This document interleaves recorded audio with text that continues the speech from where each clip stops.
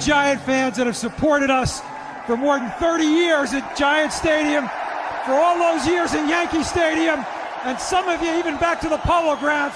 This is for you. This is for you. Listen to me. Okay. The rest of your life, man, nobody could ever tell you that you couldn't do it, because you did.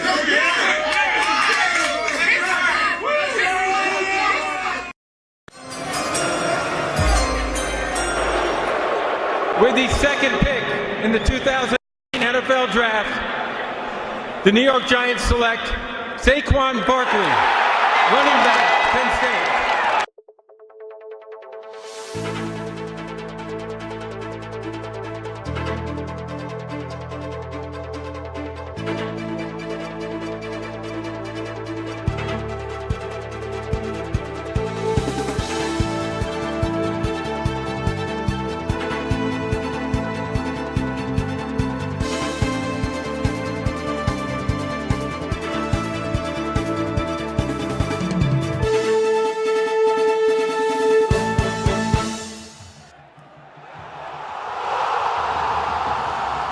Ladies and gentlemen, you are listening to the Giants Guys podcast, dedicated to New York Giants football.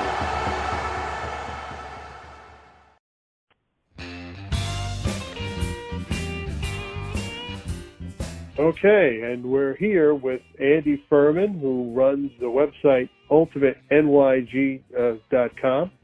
Andy, how are you today? I'm great, John. Thanks for having me on. Yeah, it's a pleasure. I've been reading your site for many, many years, and we used to talk in the past, and you have some great columns on your website, some very insightful statistical data goes on there, and the commentary is unbiased and unabashed, and we love it. So why don't you tell us about your website and, why you do this crazy thing we call blogging? Well, I've been doing it since November of 2006. Really didn't get started until, that 17 season, which was the first year of Jerry Reese and that wonderful draft that he had. And unfortunately, it kind of went downhill from there, and we're going to talk about the draft a lot. But to tell you a little bit more about my site, I'm on the platform, the network, thesportsdaily.com, and I joined them in 2009. It's been a terrific ride. I just have a certain passion for the Giants, and I want to make sure that people are able to, to see the world through my eyes, and it's been a great ride. It's been a lot of fun. I have a draft analyst. His name is Wonder, and he supplements a lot of the content in terms of an understanding about what makes the NFL work. And together between him and myself, I think that we give some interesting views on the way that the Giants are working. Yeah, I've enjoyed it over the years, and I've actually referred to your website in many of my articles on SNY and some of the other websites that I've been writing for.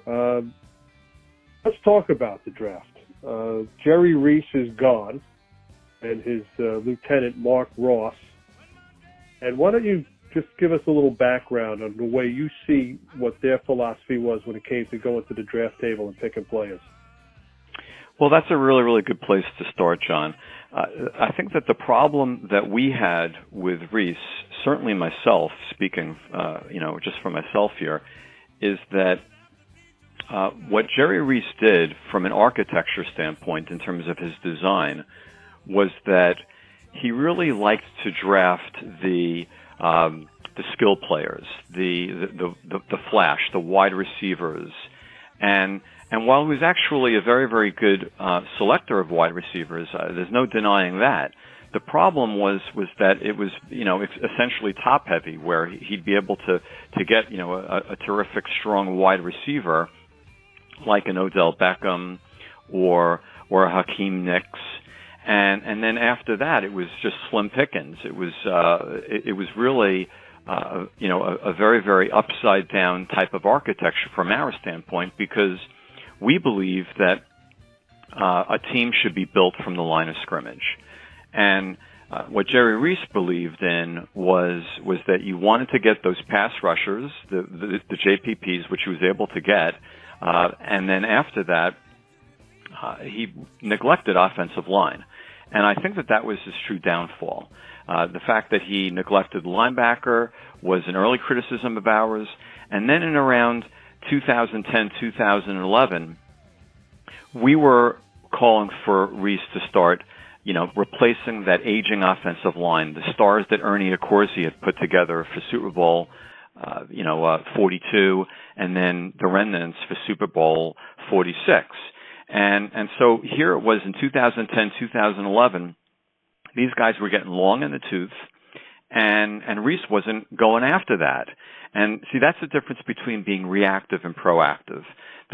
Someone who's proactive has patience. They don't necessarily, it's not crucial that they get an offensive lineman in the 2010, 2011, or 2012 draft, but that they have to get offensive linemen in those drafts. And that's the difference with what happened to Reese, where he didn't do that. And so all of a sudden in 2012, when Sneeze has the back problems and the anchor of the offensive line, the last vestige of Accorsi's construct is gone. Now all of a sudden, 2013, all that's left is basically smoke and mirrors. And so what has to happen there is that now he has to force something to happen. He has to draft Justin Pugh, who, in our eyes, our analyst Wonder thought that Justin Pugh was a good, a credible pick. Okay, the problem was that I think he was picked 19th. Let me just check that number. I think he was checked. Yeah. Okay. So he was selected 19th overall. And he overpaid, okay? And so he was a guy who should have gone at the end of round one, maybe a round two pick, and you get him in round one, and unfortunately it's not going to get the job done, because Justin Pugh is a serviceable tackle, but he's not a very, very strong kind of offensive lineman. He certainly didn't have surge for the run game, and so this is where the giant problems began. And so while he's picking these skilled players at the top, by neglecting offensive line and reactively getting to this problem, it really was his undermining, and it was the Giants' undermining, because from after 2011, the last vestiges of Accorsi, the Giants really had nothing to show for it in the next 6 years, with the exception of one playoff experience. Right, and that was fool's gold, as many of us had called it, because they stayed healthy, and the defense played very well. I'm talking about 2016. And Landon Collins had an all-pro year, and he tailed off last year and then got injured. So I think that was fool's gold, and 2017 showed that they really didn't have any depth at all when those guys started to get hurt. The players that Reese drafted were projects, and they weren't ready to play roles. They weren't ready to come in and play in the NFL. And when the starters started to go down one by one, the people he was putting in there weren't ready, and then he had to go out on the street and find guys. So that's what you get. You get a 3-13 season when that happens. Yeah, there's also one other dynamic to the NFL today, which is worth mentioning. And I'm not trying to make apologies for Reese, because you know that I've been one of his biggest critics. That's true. The NFL's changed since the collective bargaining agreement. The Los Angeles Rams, probably beforehand when they were the St. Louis Rams, they did a study, and they figured out that basically it takes 3 times as long to bring these guys through in terms of getting them the kind of practice time and preparation to be solid pros. And so the only thing that gets punished worse than selecting a good guy is selecting a not so good guy who needs extra work, who's what you would call a project, when you're using your words, and then those projects multiplied times 3 times as much time. They're just not going to make it. Yeah, there's a lot of guys that washed out. I mean, Will Beatty was okay. They picked him, I think, in the second round at a UConn. It's some of the other guys they drafted, James Brewer, Brandon Mosley. I mean, some of these guys just, they were 4th and 5th round picks. I mean, that's not where you get a lot of your offensive linemen. You usually get them in the 1st and 2nd round. I mean, they picked Beatty. Beatty was okay. He got hurt. He did start in the Super Bowl. He was okay and serviceable, like you say, but he wasn't a star. And he's actually still in the league right now, but he doesn't, he's a bench player.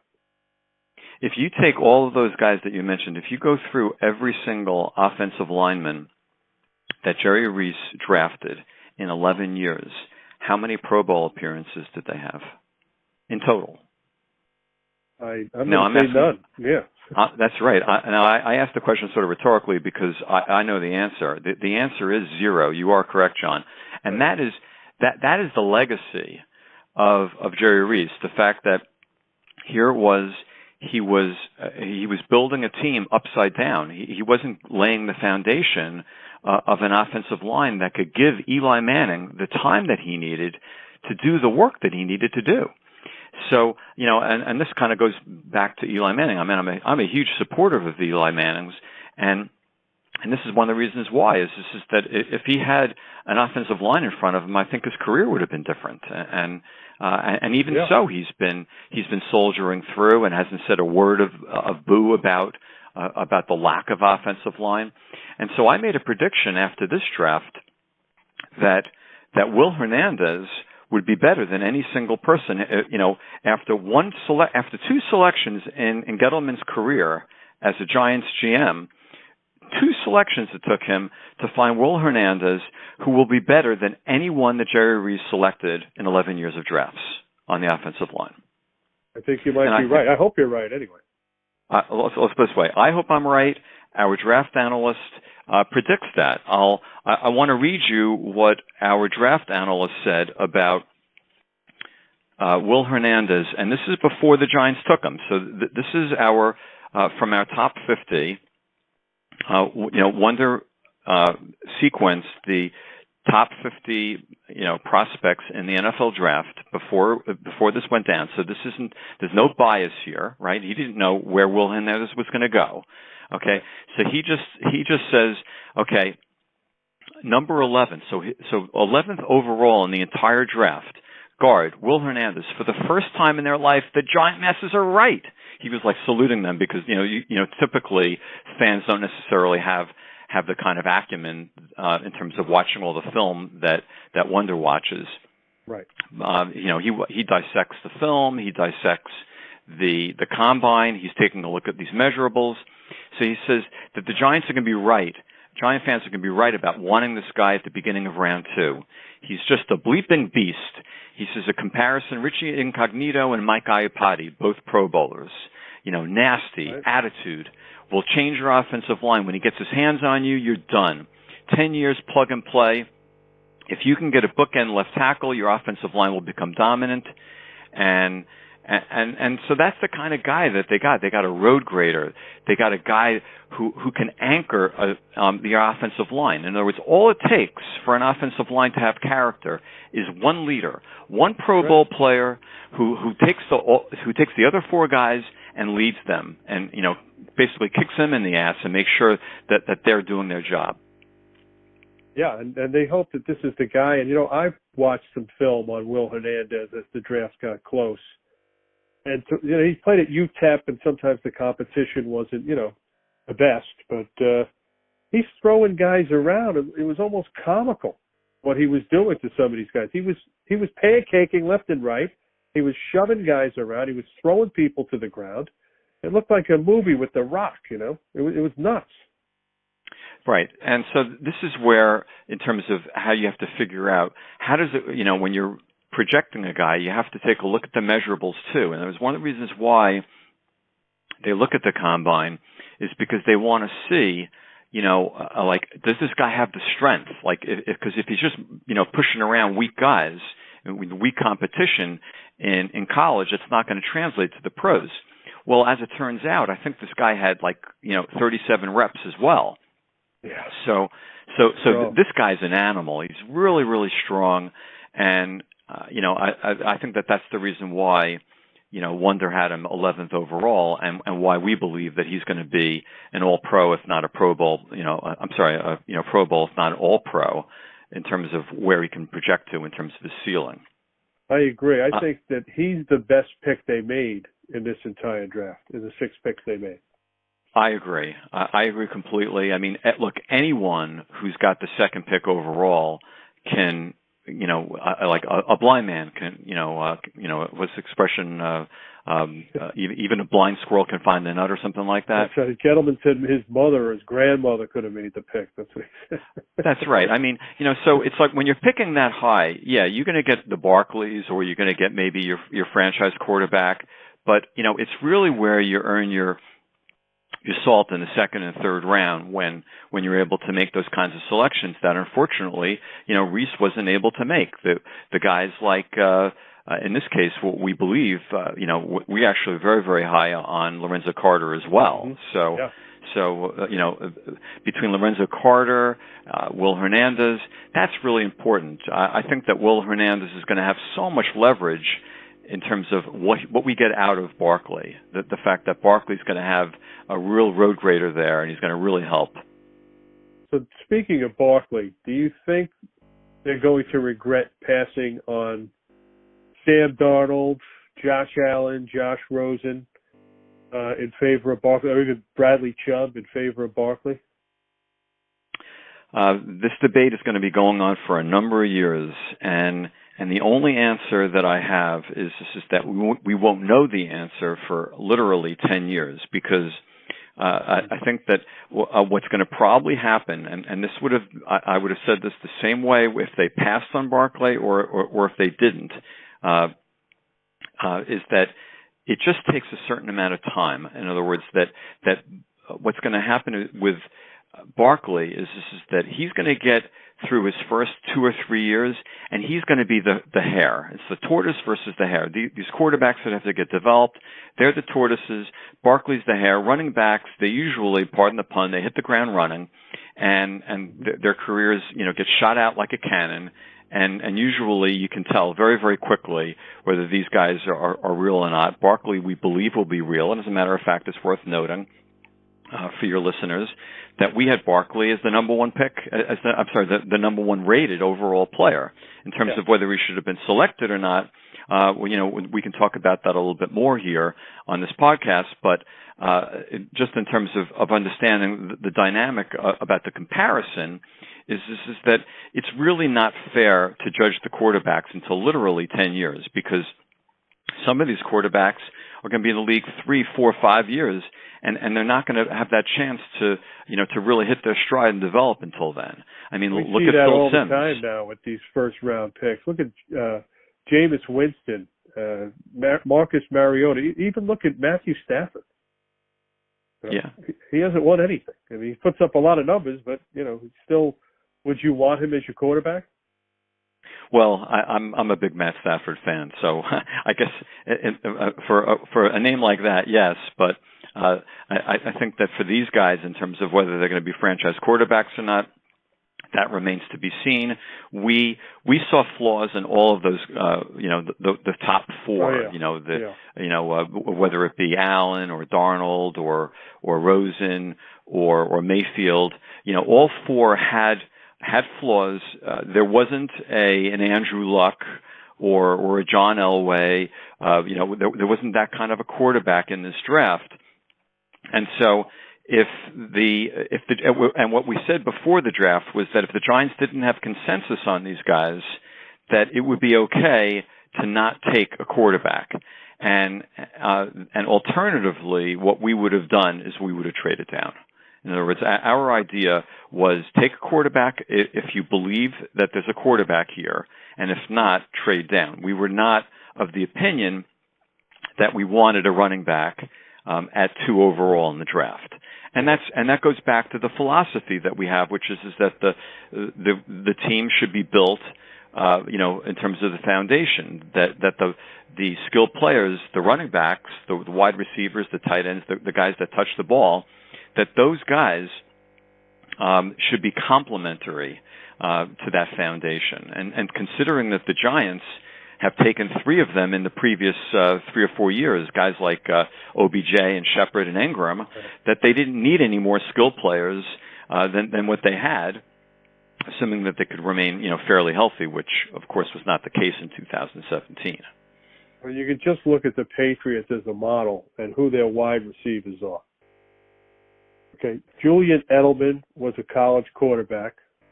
Chris Hogan was a lacrosse player who went back to college. He went to Monmouth, and he had 1 year of eligibility, and he played football. Okay, so he wasn't even a football player.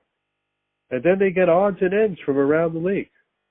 They pick up a guy here, a guy there, and like I always said, Tom Brady can take 10 drunks out of the parking lot and make a game for you, But well, that's right. I want to. I don't remember the exact post, but there was someone who did an article leading up to the draft about running backs and Super Bowls, and so they cited chronologically since like 2002 a whole slew of running backs, and only I think 2 of them, I think Joseph Adai and Marshawn Lynch, were first-round picks, and those guys weren't top picks either. So in terms of like going, when I say top, top 5 in the draft, like a Saquon Barkley. So in terms of construction, you don't need a star running back. Okay, what you really need in today's world is you need a strong offensive line, and yes, it would be nice to have like a second or even a third round wide receiver that can get the job done from that perspective. You take a look at how the Giants. You take a look at how the Giants won the Super Bowls with a 7th rounder in Ahmad Bradshaw in 2011. In 2007, they had Brandon Jacobs and Bradshaw. A 4th round pick and a 7th round pick. You do not need to have stars as your running backs. I mean, Blount was, I think, a 3rd rounder for the Patriots and then for the Eagles. So I think that it's pretty clear that going for running back at pick 2 is a luxury. Now that they have done that, now that the Giants have done that, it's going to be up to a couple of things to happen to make that work. And the first thing, and maybe he's listening out there, but Saquon Barkley has to emphasize flexibility training. He should speak to Amani Toomer. That's my big preaching right now is, go to guys like Amani Toomer who've had like 13-year careers and ask them how they lasted, because the reason why we don't like running back being taken so high is that they don't last. Running backs have the shortest NFL career, so we're concerned that as the hair shoots out to a great lead, and then all of a sudden he gets injured in his 3rd or 4th or 5th year, and then what do the Giants have left from that 2nd overall pick? So it's up to Barkley to take care of himself and to make sure that he's got that kind of Hall of Fame career, which is, of course, the ceiling is, and the only way he's going to get that done is with longevity. So that's on his shoulders. What's on the Giants' shoulders is to get him the offensive line that he needs, because he can't do it all by himself. And you're going to get extra leverage out of a guy like that in the backfield with a really, really good offensive line. So you have more reasons than ever to go after offensive line. And they couldn't get it all done in this off season. They got some of it done. They're still looking for a right tackle. I think right now Chad Wheeler is on top of the depth chart at right tackle until Eric Flowers comes in and decides he's going to play up to his pedigree. But they still have Brett Jones, the Canadian kid, playing center. I like the way he played. Yeah, I like the way he played last year. He came in and did a pretty good job, so they decided to keep him. They don't really have a backup for him.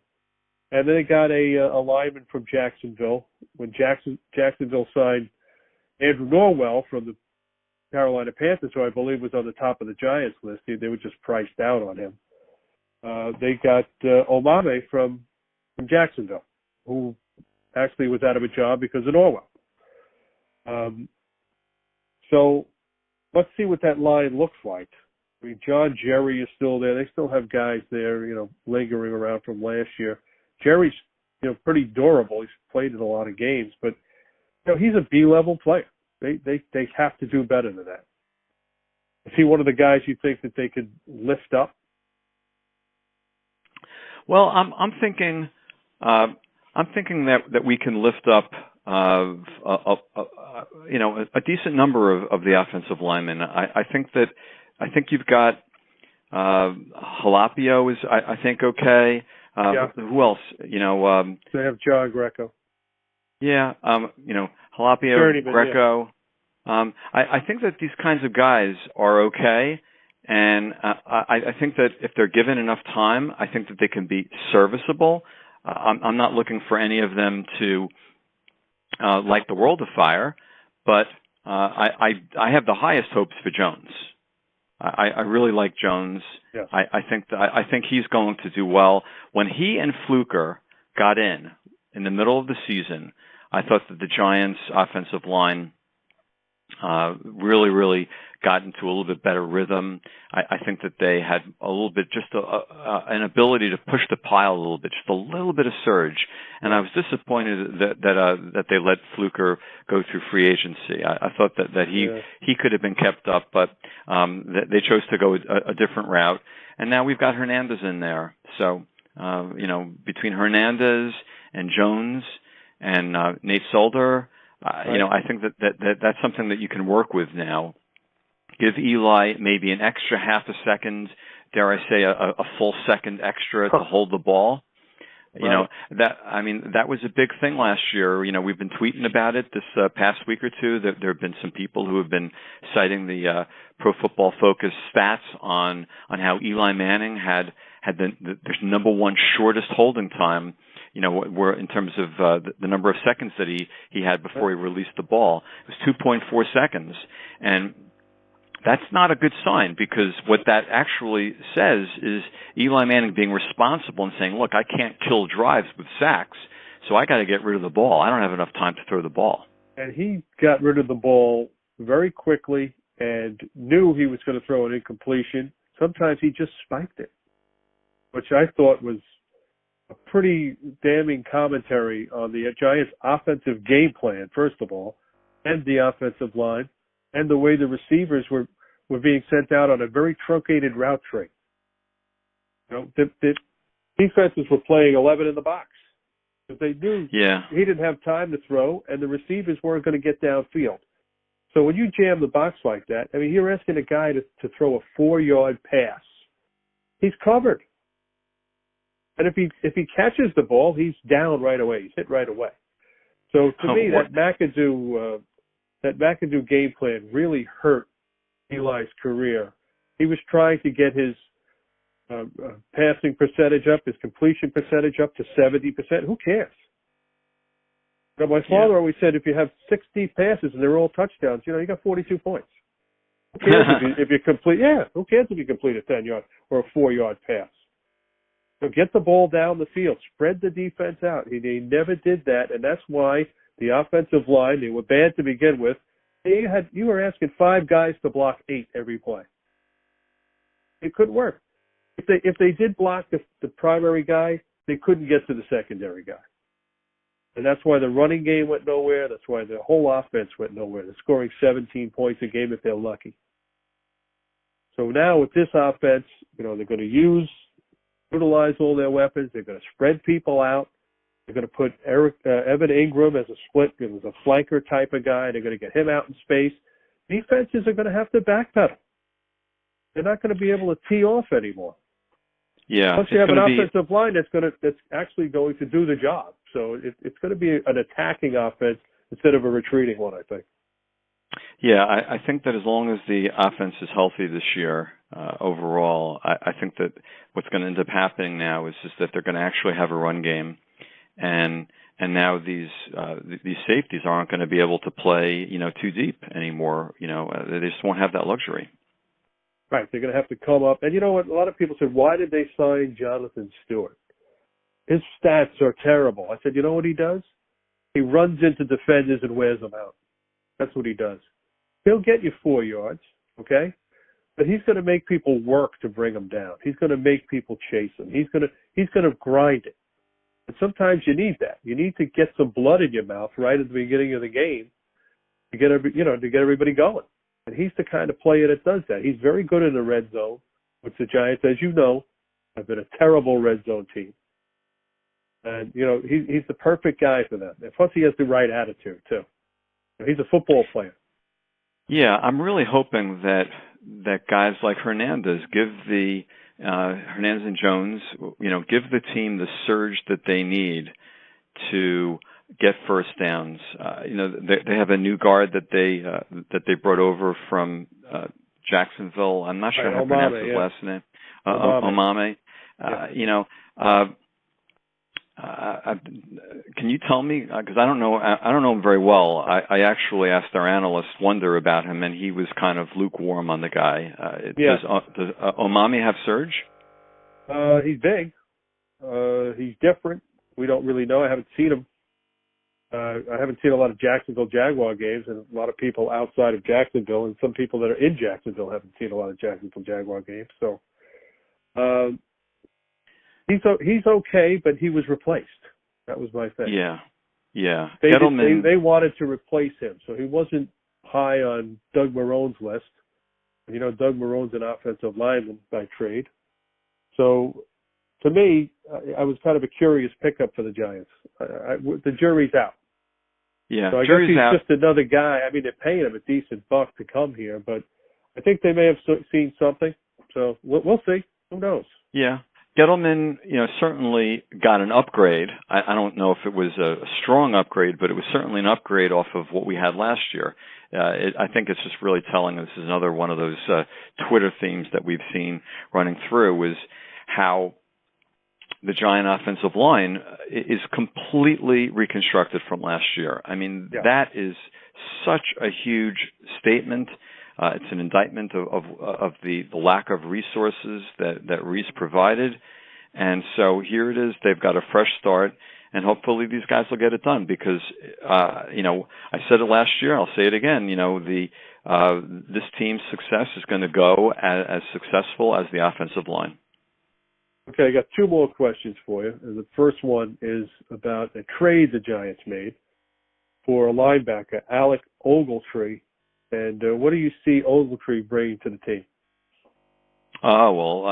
We liked Ogletree in 2012.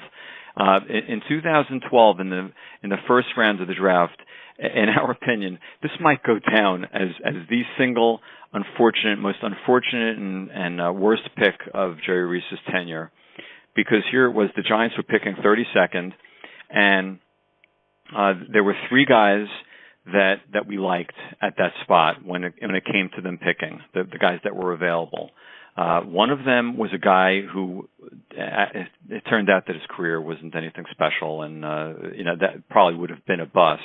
It was a guy named Coons. He was an offensive lineman. Right. Anyway. But the other two guys who we were in favor of, Coons was kind of like an auxiliary type pick. I'm just mentioning him first because, I want to be fair about it. The other two guys were Ogletree and Cordy Glenn, the left tackle that was taken by the Buffalo Bills. Yeah. And as it turns out, Glenn went in the middle of the second round, and Ogletree went, I think, about maybe 5, 10, 15 picks later. And he was taken by the Rams. Ogletree is a linebacker, and he can play. He can cover the field. He can go sideline to sideline. He's an excellent pickup for the Giants. You can see, this guy, the new defensive coordinator, Betcher. He's going to be putting in a 3-4. 3-4. You can't hide. You cannot hide without good line. In other words, you can't hide with bad linebackers. You can't. In other words, in the 4-3 scheme that the Giants ran, where Reese could, kind of like, skulk, and he could, take garbage linebackers, in either later rounds or just completely, UFAs. You could kind of get away with it a little bit because if you're running a 4-3, maybe on one or two downs, you'd have two or possibly all three of them in. Maybe you'd have three of them in on first down and two of them in on second down, and you're running a nickel in on third down. Or even a dime. So you really didn't need a lot of linebackers. Although, of course, we would have liked to have had one. Heaven forbid. We really didn't like even have that. Have like a Patrick Willis just to sit in the middle of the defense. That would have been nice, right? Yeah, that would have been nice. That would have been almost too much to ask for. I mean, it was such slim pickings. But so here it is now in a 3-4. You really need linebackers, and so the one of the first things they did in getting Ogletree was basically saying, all right, we've got someone here who can help our defense, and so that was a really, really important pickup. Yeah, it was great. I loved it. They went right at it, and people say, "Oh, they gave up too much." I'm like, no, they didn't. They did not. What did they give up? 4th round pick? Come on. This guy he's on the cusp of the Pro Bowl every year, if you look at his statistics.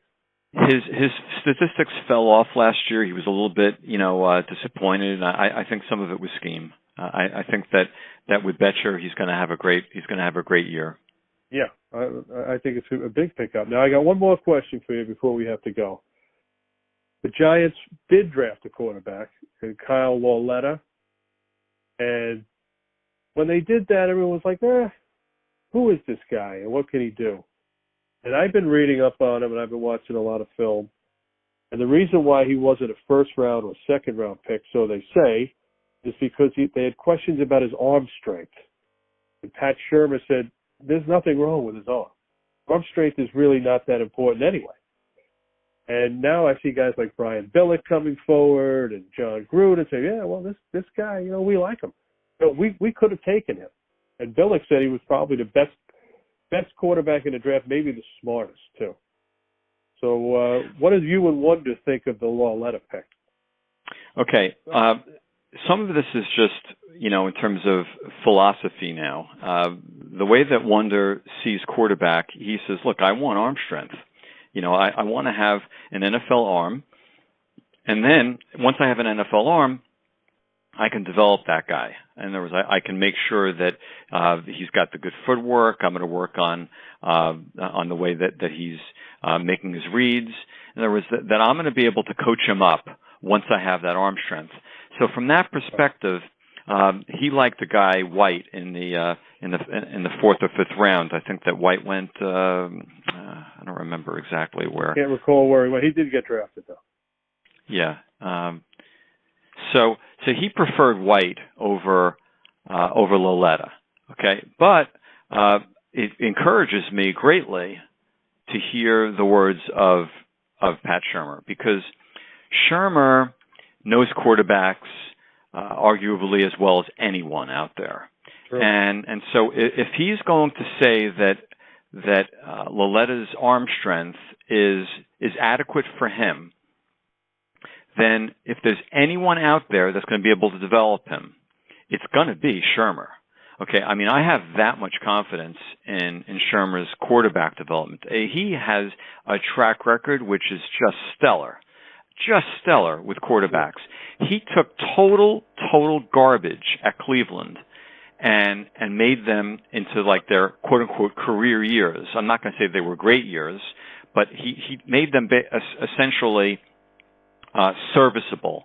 He took garbage and made it serviceable. He took serviceable and made it good. He took good and made it great. So this is a guy, he's going to get whatever you can get out of your quarterback staff. He's going to get it. So I'm excited about that. I'm excited about what he can do for Webb. I'm excited about what he can do for Lauletta, and I'm certainly excited, here in the next couple of years, what he's going to do to the end of Eli Manning's career. Right. Now that's another question for another day, but do you see the Giants just playing out the string with Eli and then going with one of the younger quarterbacks? Do you think that Eli is going to be able to revive his career or continue being a great quarterback, in my opinion, and play an extra 2 or 3 years after this contract is up in 2020? Well, I'm thinking 2 years. I'm thinking that Eli should play another 2 years and run that out and then pass it over to hopefully Webb or Lauletta. I think that would be a good script. I don't think that 2018. This is a conversation, of course, for another day in terms of what we would be expecting from the season. I think that when you've got brand new coaching staff everywhere, I just don't think realistically you're going to be able to have the ability or the continuity to make a huge deep run in 2018. But I do think that the cards are set up right for 2019, okay. and that means Eli Manning. I think that there is a lot of precedent to see a guy like Eli Manning. He'll be 38 years old in 2019. I think 2019 could be a very, very big year for the Giants. Oh, I hope 2018 is also. But I'll tell you right now, last year you could have had two 40-year-old quarterbacks in the Super Bowl. Because I think the Saints probably would have gotten there if the guy makes the tackle instead of Minnesota. So you don't know that, but that's the way I was thinking. I think Eli can play till he's 40 easily and beyond, but he may not be here, like you said. So, all right, Andy, that's all we have for today. And thanks for coming on. And don't forget, folks, to click on to ultimatenyg.com to read all of Andy and Wonder's great analysis. Thanks again. Thanks for having me.